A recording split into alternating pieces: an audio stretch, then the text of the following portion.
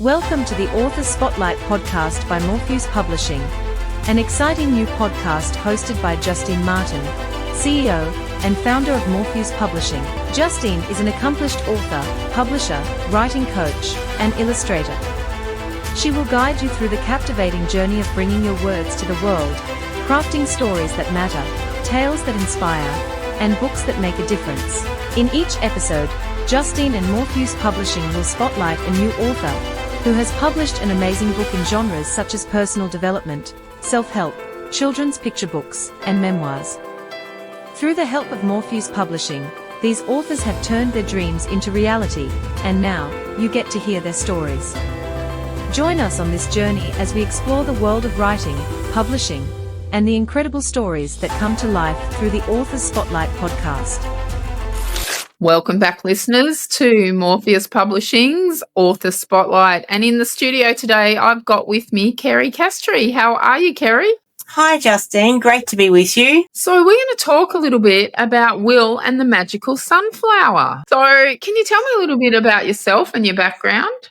Yeah. I've got an accounting background, actually. I've been in corporate as an international financial controller. Mother of 3, grandmother of 11. Wow. I thought I had some grandbabies. You know, I've got quite a good, some very strong critics in there, I must say. Then I went and I'm an aromatherapist now as well. You are. Smelly oils. I love the oils, yeah, with essential oils, and I use it with holistic wellness counselling. What first inspired you to start writing? Was it a lifelong dream or something that came later in life? No, I never wanted to write a book. Everyone used to talk about it. It's like, no, that's not for me. Last year I decided, as I was moving on the other side of the fence for my birthday, that maybe it was time, all the knowledge I had with my wellness, I've been doing wellness counselling for so long. I used to give my clients, and still do, tools to use, and even my grandchildren as well. So I decided that maybe I didn't want to take this knowledge to the grave with me. So I wrote a book and I self-published that myself. Yeah. And what's that book called? My Transformative Toolkit. And where can you purchase that one? Because it is self-published. So yeah, I self-published that. So that's on my website. www.powertochoose.com.au. Awesome. How did your personal experiences shape the writer you are today? Well, we have just kind of covered that a little bit. Yeah, and that's probably how it was. I just want to see the world's changed from when I was a child, and then I see my grandchildren now, and it's completely different. You know, when I was a child, it was very simple. So what got me to write this book, to try and get it back to basics and being simple. And we had, when we were kids, like we played outside from the time the sun came up to when it came down. And if we weren't covered in dirt, then I don't know about your parents, but my mum always used to question why we weren't dirty if we came back inside and we hadn't been playing out in the garden or at the park or somewhere like that. Whereas nowadays, kids, to try and pry them off electronic devices, I don't envy parents at all. No, and that's so true. Like, you used to know where you were because your bike was outside their front door. That's right. Your parents would just go looking for the bike, and it's like, oh, that's where she is. You know, we didn't without have a helmet. Yeah, without a helmet and no phones.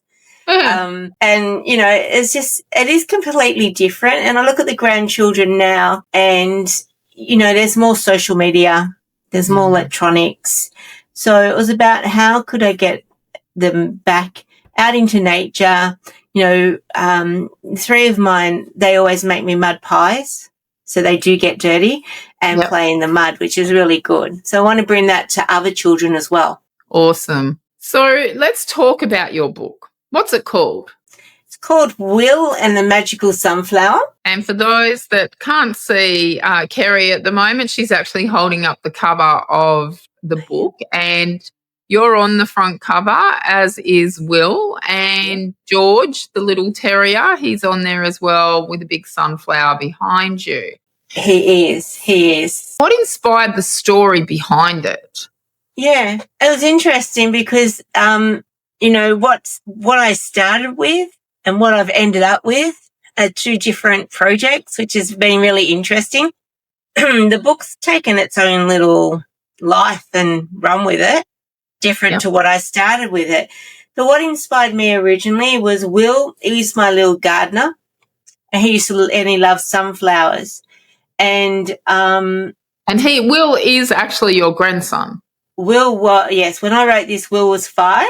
Mm-hmm. So, and he's the middle child. So, he always likes to sort of, he's got a heart of gold, and he just cares for nature, cares for plants, and just sometimes feel a little bit out of it, lost there. So in the book, he starts off as a crumbly little, feels like a broken biscuit, and he's got to get the bravery and courage to save the sunflower. It's a great story. What message or feeling do you hope readers will take away from your book? Like I said, it seems to have taken on, but it's about that connection again. The world's running very busy at the moment, and, parents are very busy, and they've got enough stresses in everyday life. But sometimes our stresses really float. The kids pick up on that. And so it's the little ones that are missing out at the moment. So it's about just bringing the connection back between grandparents. There's a lot of grandparents looking after children these days as well. So, it's like a tool for grandparents and grandchildren to come together and connect, or parents and children, just to take the time, just to have the conversations and the connection about something in common, the sunflower. Awesome. Have you ever thought about writing your own book? Join the Morpheus Publishing Writing Group program and turn your dream into reality. Contact Morpheus Publishing today and start your journey to becoming a published author. How did you find the writing process? Did it come easily, or were there moments that challenged you? Funny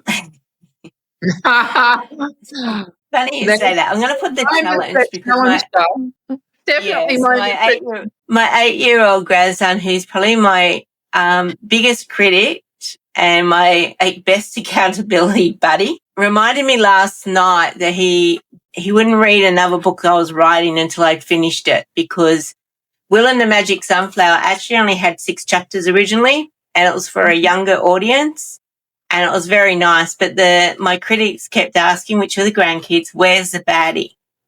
Has to have a baddie. And I actually didn't want a baddie. I just wanted it to be nice and fluffy and stuff. But I listened to my critics and I changed the whole book around. So he said last night, I'm not reading it till you finish because you might change the whole book around again. So that's what you want to say. That's value. Value. You get 2 different books. Yes. But when he read this book, he said it was the best book. He told his mum it was the best book on the universe. So, yes. Awesome. Many authors describe writing as healing or transformative. Well, that's not even a word. The word that I'm trying to say there. What has this journey taught you about yourself?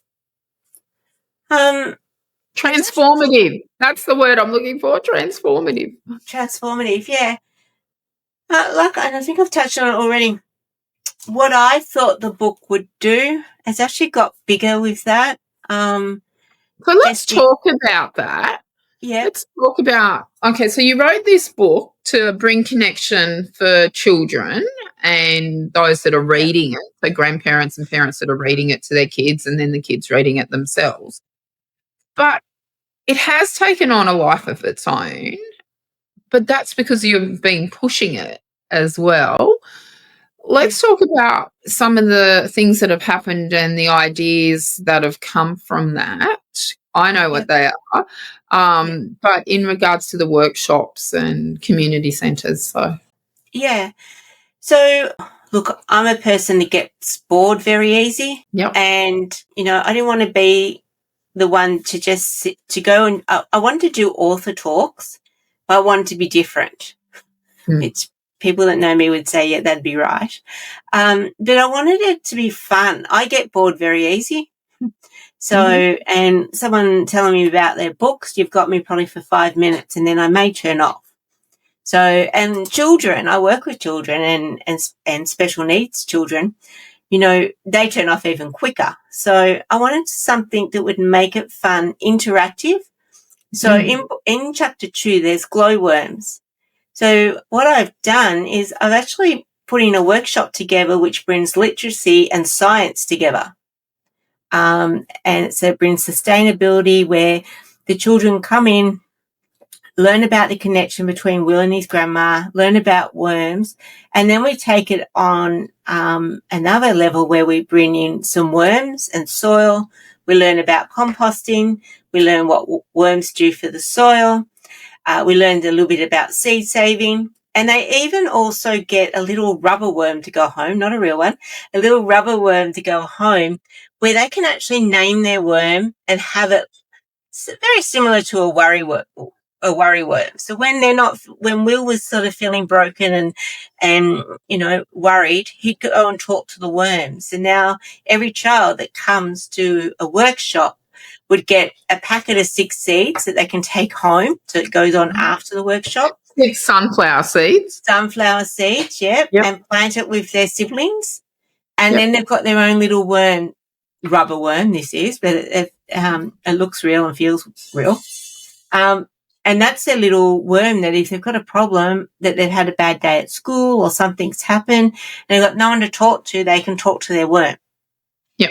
So to just help with the mental health and connection there. Yeah. I think it's a brilliant idea, and you've had a few community centres say yes to that. So I can't wait to see where that actually goes. I see you actually going maybe into schools as well. Yeah, looking to take it into schools, to libraries and to more community centres.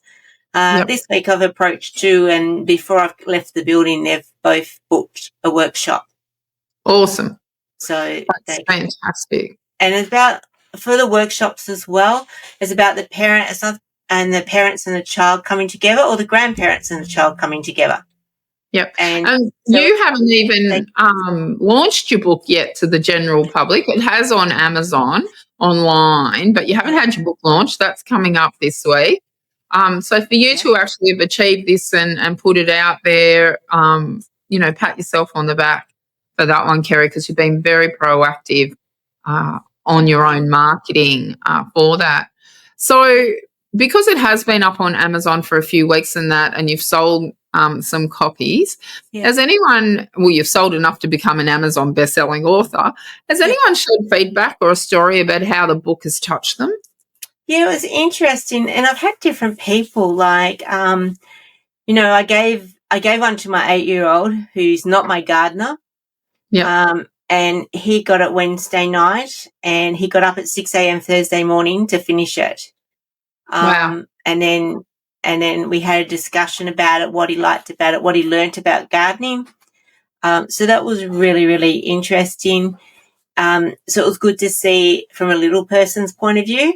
But then I had a girl that I used to go to school with who actually bought it, and she said that she got so emotional and went on the adventure with it. So it was really good to get different perspectives.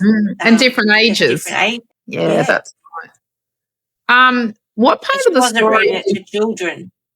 No, she read it herself. What part of the story do readers connect with most? What did the kids say? Yeah, I think they connect to the nature side. Like the 8-year-old loved the worms. Yeah, they sort of that you know, they've got little acorn hats and wheelbarrows running around. So, you know, I made the book fun. It's, you know, it's fun. It's a bit magical for them, a bit of an adventure. Why for the older one, it was more the thread spinner, which she was sort of full of wisdom and would help to give Will advice and show him where he needs to go and how he can save things. We can't give too much of the book away there, Kerry. Sorry. People have to. There are. People have to purchase it. And the little people did like the baddie, I must say. Yes. What's the baddie's name? Light. Light. That's right. So, how did you find your way to Morpheus Publishing, and what made you decide that we were the right fit for your book? Well, it's funny because I was at a stage where for my first book I self-published. Yep. And I was at a stage, did I want to go down that line again, or did I want to go through a publisher? And I just didn't know. We actually connected in a group that was online. And then a few days later, we actually met in person. But just listening to the background of Morpheus and what they were doing for writers and getting people who sometimes don't have that voice to get out there really inspired me to see what you're doing and what Morpheus was made up of. And it was something that I wanted to sort of be a part of. And I must say, like, working with Morpheus has been like a dream. From being self-published to here, I've really enjoyed the journey. Like, fantastic. I love hearing that. Yeah, it was just so stress-free. The support that's there is just incredible. And I even watch you with other authors we all work together on different things. And, you do it for everybody and you're there for everybody. So I really thank you for that. You're welcome, Kerry. It's my absolute pleasure. And, Morpheus is where we make authors become legends, and you're definitely on your way to being a legend in our eyes. How did it feel when you first held your finished book in your hands? Yeah, it was. Let's talk about Will, because you weren't hands-on so much with that. Like, we at Morpheus took care of all the grunt work behind it. Yeah.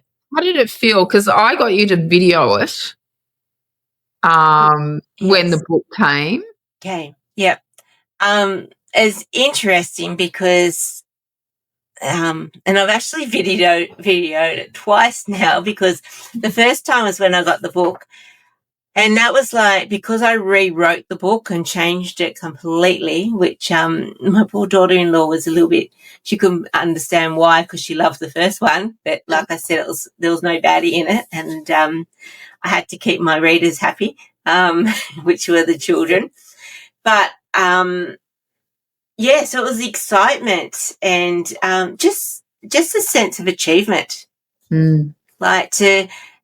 when you're writing the book, you're sitting there and you're tapping away at the keyboards, or, you're changing it, or you reread it and then change it again and change it again. Then you get the editor's comments on it. And then the editors come along. That's the most stressful part I find for me is if someone said, what's the most stressful part of writing a book?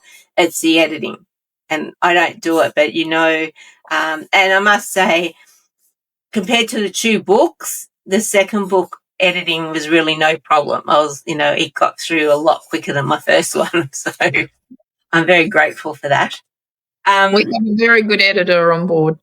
Yes. Yeah. And they were like, she picked up some things that was like, oh my goodness. Yeah, you're right. But it's not something that you think about. So.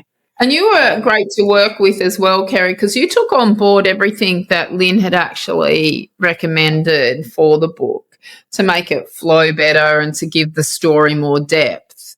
And you went back and within a few days had come back with the copy saying, okay, I've rewritten some of it. And then we submitted it off again, and the flow of the book worked so much better from it, which then also gives you the scope to bring in those extra characters or the depth of those characters and put them into other books as well. Yeah, I must say, look, the editor was really good, because the questions that came back was like, but they were spot on. Like, it's like, oh, yeah, okay. I did do this and I should have, she's right. I need to go change that. And it did. It made more sense. So she was very, I remember saying to my husband, she's very good at what she did. Yeah, she is.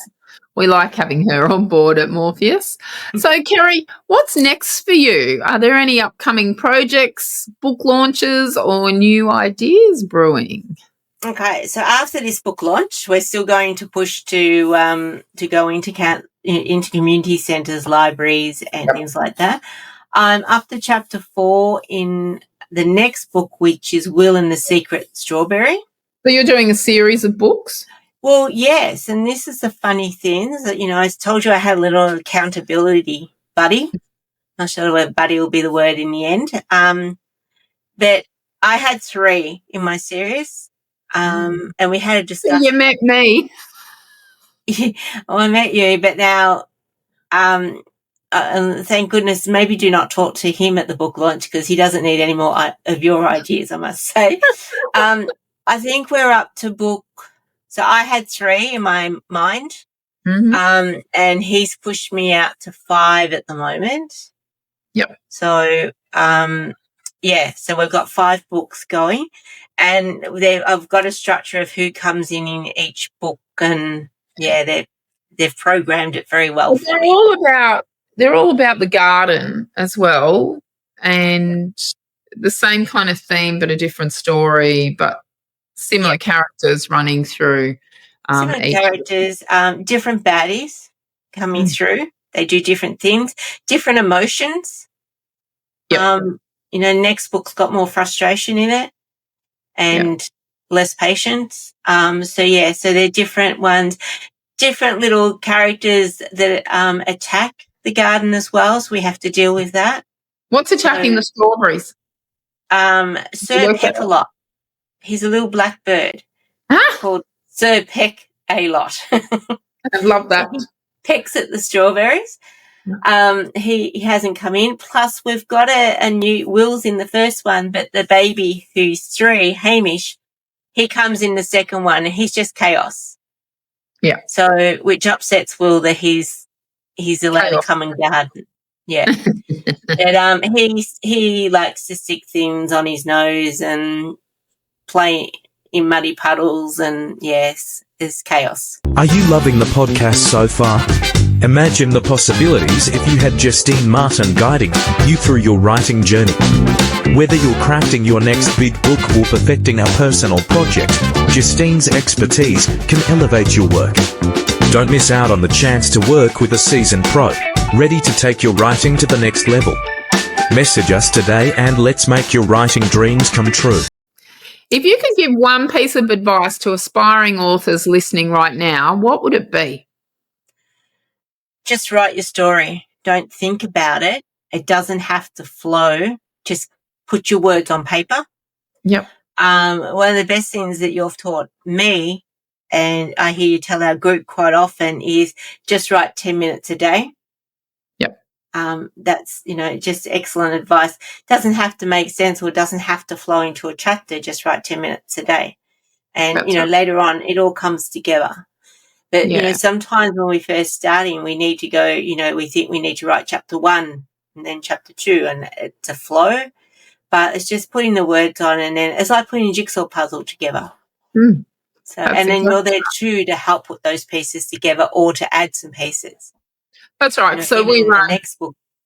Yeah, we run Morpheus Inner Circle Writing Group. So we hold your hand all the way through it, and you get to work with me as a writing coach twice in the month for 2 hours. And then we've got the writing group where you meet all the other authors that are under Morpheus Publishing, and everyone's sharing their journey, and you're all up to different levels in there. And it's such a welcoming community to be a part of. It is, and plus it's encouragement for each other to see where they're at, and also ideas. When someone's doing something, it's like, oh, that's a great idea, and then it also helps the ones that are coming on. Yeah, the new ones, and we've got some authors in there that are up to their 3rd and 4th books that they've written all the other previous ones through the writing circle. So I'm pretty proud of that little group that I started a couple of years ago, and it's expanding, but we've definitely got room for lots more authors to come in there. Yeah. So how has becoming a published author changed your confidence or outlook on life? I think it's changed more trust. Like at first, when you write a book, you don't know what it's going to do. It's like are you wasting your time? You're doing it and whatever. But, approaching, some community centres this week, it sort of even gave me more confidence, like for them to book workshops before you left the building. Yeah. That's huge. That's massive. Yeah. Yeah. And then I went to another library up in the Goldfield area and, they asked me to send an email through to their systems manager as well. So, it's good feedback and like it's been good. Like everyone seems to be taking it on board and like the concept of it. Have you introduced yourself as an author yet to anyone? Yes. I hadn't. It took. Your posture just changed then. Yeah, I did. Yes, I think you told me off to not want to go for not doing that. So I did good lately. You have, and I was sitting beside you when you told people, but you didn't pull the book out of your bag. No, it was on the table at one stage, though. You didn't see that. No, I didn't see that at all. Yeah. It passed on to my table where I was sitting. When you write a book, all of a sudden, yes, you're an author, but you're an authority over that subject matter that you've just spoken about. And people do look at you differently and treat you differently because 80% of the population want to write a book, but only 5% actually do. And then there's even less that actually then publish. So, pat yourself on the back, Kerry, because you've done that and you've achieved an Amazon best-selling book in the process of it. And hopefully we can make Will and the Magical Strawberry another one once you finish that. Yeah. So where can people purchase your book? Okay, so if they purchase a book off my website, thepowertochoose.com.au, they also receive the sunflower seeds with it and a bookmark to keep them where they're up to. But you can also get it on Amazon as well. But they don't get the seeds and it's not a signed copy. They don't get the seeds on Amazon. And if they come from Tasmania or WA, we can't send the seeds just due to their quarantine laws. Yes. Yep. But you'll still get a glowworm. I still get a glowworm. Yeah, I don't think there's quarantines on my glowworms at the moment. No. You can't get the glowworms off Amazon either, so that's just a special one, is to purchase directly off Kerry and her website, and the website we'll put it in the show notes so people can refer to that and click through to purchase. The worms are probably more for the workshop, but the sunflower seeds are for the book, but the worms are actually more for the workshop. So if you want to book a workshop, then definitely contact Kerry and discuss with her availability and the price point and everything on that. So, and finally, couple of things. Mm-hmm. What's one word that sums up how you feel about being a published author with Morpheus? Yep. One word. Oh, come on. Can I have two? Oh, you can have two. All right. One would be honoured and two is proud. No. So I was honoured and proud. I'm proud of myself for doing it, but I'm also proud of being part of Morpheus publishing it because of, once I signed, I learnt more about what you're doing. And, that's just so special to help so many people get out there that just most likely wouldn't. And like you just said, I didn't know those figures you've just quoted, about your 80% and only 5%. Yeah. You're helping more of those to publish. That's exactly right. Yeah. And, Penelope sent me an email after her book went, her book launch, when I said, I'm going to need your bank details for royalties. And she was quite taken aback going, royalties? I've actually made money. Do I get royalties? And then I'm like, yes, you do. And I need your bank account to put it in. And then she replied with, thank you for giving me a dream I didn't know I had. And that to me is so special to help these people. So for every able-bodied person that we publish, that then gives me the capacity to publish or give a scholarship to a disabled author who normally, because of their financial constraints and being on disability pensions, don't have the opportunity to publish their books. So I thank you, Kerry, for helping bring, those dreams to other people to life as well. Yeah, but that's so special because it's something you don't have to do, but you choose to do it. So Yeah. that is so special. So yes, like I said, I feel honoured, but also proud. Thank you. And finally, if you could describe your book in one sentence, what would it be? My book is about connection back to nature and each other as a family, and just back to having those conversations again. Just, if they plant their seed, they'll go out and check it. And it's also less screen time and more green time. I love that phrase. Yeah. Yeah. Make sure you send that to Mylan so she can be pumping that through. Yeah, love that. My grandson Chase, who's 6, he's just started gardening and he's growing tomatoes at the moment, and his strawberries have just borne fruit and they're just starting to colour up. Yeah. And he loves it. And he's got a whole bathtub full of strawberry vines that he's growing at the moment. And he'll ring me and say, look, Nan, they've grown. I can't see how much they've grown, but, just agree with him. And that gives me hope for the future for that generation that, the book that you've written, Getting Kids Back into the Garden, is just pure magic. But even have a look at, he's calling his nan to tell him, to tell you about it. So it's a conversation. Like, we've lost a bit of conversation and communicate and connection with kids. Why they're so excited to tell, oh, look, something's growing, something's happening. And it just, it could be a conversation, today, and then maybe in 3 days they've grown more, or there's a fruit on it. It's another conversation, so it's continuous. Yeah, love it.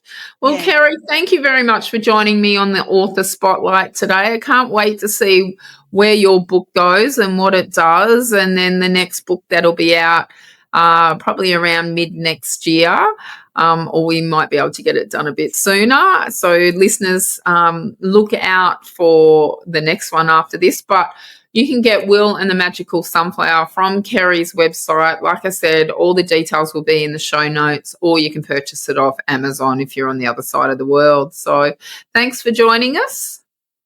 Thank you, Justine, for having me. You're welcome. And listeners, until next time, happy reading. Thank you for tuning in to the Author Spotlight podcast by Morpheus Publishing. We hope you enjoyed today's episode and found inspiration for your own writing journey.